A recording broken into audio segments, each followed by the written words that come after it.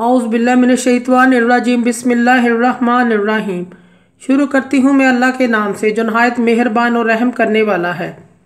मोअज़्ज़िज़ सामिनो कराम, अस्सलामु अलैकुम रहमतुल्लाह व बरकातुहू। उम्मीद है आप खैरियत से होंगे। अल्लाह पाक आपके तमाम जायज़ हाजात को पूरा करें। अल्लाह पाक आपकी मुश्किलात का हल फरमाए, आमीन। हमारा आज का मौजू है ख्वाब में शादी देखने के हवाले से।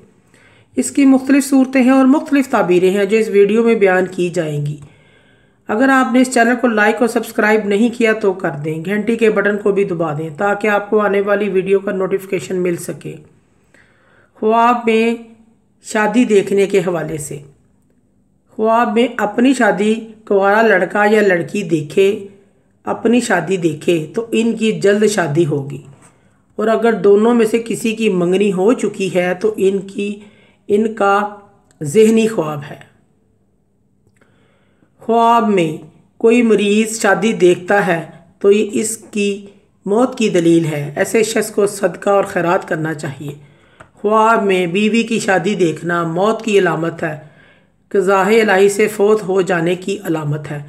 ऐसे शख्स को भी सदका और इस्तग़फ़ार करना चाहिए। ख्वाब में दूसरी शादी देखना अगर निकाह तक देखे तो ये नेमत मिलने की दलील है, और अगर बारात और दूसरी रस्में भी देखे तो ये दुख मिलने की अलामत है। अगर मरीज़ देखे तो ये मौत की दलील है। ख्वाब में शादी स्याह या काली और छोटे कद की औरत से देखना तो स्याह रंगत इसके माल के ऊपर और छोटा कद इसकी उम्र पर दलालत करता है। ख्वाब में किसी शादीशुदा औरत की शादी देखना, अगर शादीशुदा औरत देखे इसका दूसरा शौहर है तो अगर शादी होते हुए नहीं देखती तो इज़्ज़त शर्फ और माल मिलने की अलामत है। ख्वाब में तवाइफ औरत से शादी करना माल बेहिसाब पाने की अलामत है। ख्वाब में शादी करके दुल्हन को घर ले आना दौलतमंद होने, ऐशो इशरत आराम पाने की अलामत है। ख्वाब में शादी करके दुल्हन घर ना लाना, इसकी ताबीर अच्छी नहीं है।